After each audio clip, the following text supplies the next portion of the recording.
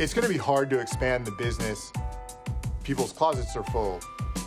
Storage units are full. Consignment shops are full.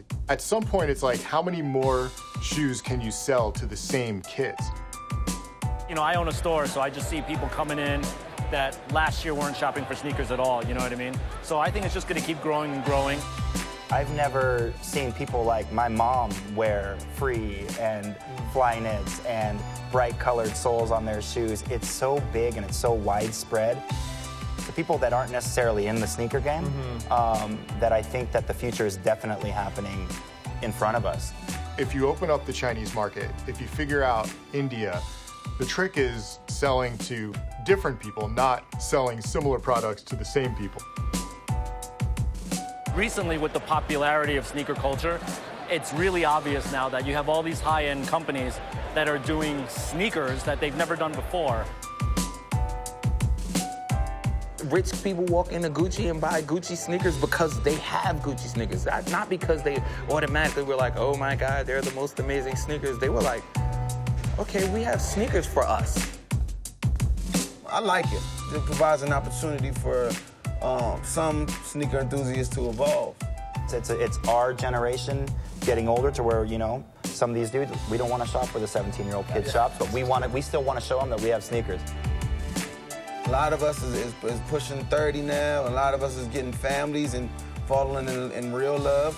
You know what I'm saying? And like you just kind of want to look at your pictures back then and look at them now and see some type of growth. The streets have been referencing the high end since day one. I just think now it's nice that there's an open dialogue and a conversation happening, you know?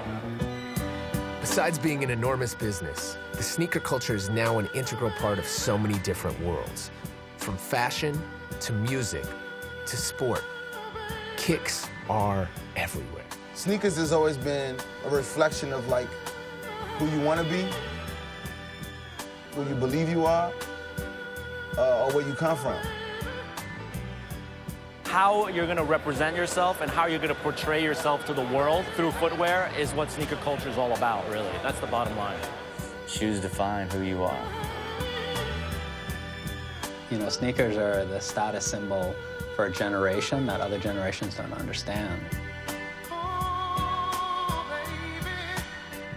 I've had experiences with people who, like, I'll see someone staring at my feet and I got some, you know, whatever, retros on, and I'm giving a motherfucker a flashback. The young kids are like, man, you got them old schools on.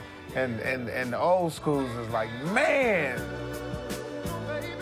With a lot of sneakers, and especially the retro market, you have people who are grown trying to buy things that either they had when they were a kid or they wanted when they were a kid. I appreciate something because it looks good, it's well designed. All of the normal reasons that you would appreciate something, but I also have the other appreciation because I lived through it. Without getting a Harley Davidson or a convertible or looking like some guy with a midlife crisis, I think a way that you could really retain that youth is with sneaker culture. It's an opportunity for people to stay connected to, you know, the life they had when, you know, maybe things were less complicated. Me taking home that shoe kind of signified things will be better. You know what I mean? My moms and my pops ain't getting along. They ain't together, and I'm living in the hood. I'm in the worst part of the city, in the worst part of times, you know, late 80s. And this was like a beacon of hope.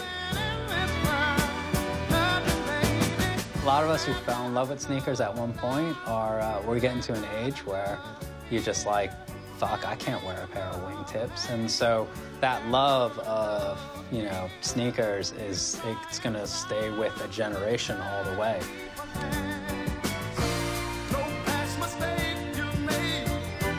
Every time I break open a pair of shoes, man, like, I feel like a kid again. You know, like, I'm lacing it really carefully, and I used to do that when I was in 6th grade, you know what I mean? And I still do it that way to this day. I'm 39 years old now. I think I'm gonna feel that way for the rest of my life. What is a sneakerhead? I have no idea. I'm just a guy who likes sneakers a little more enthusiastically than you.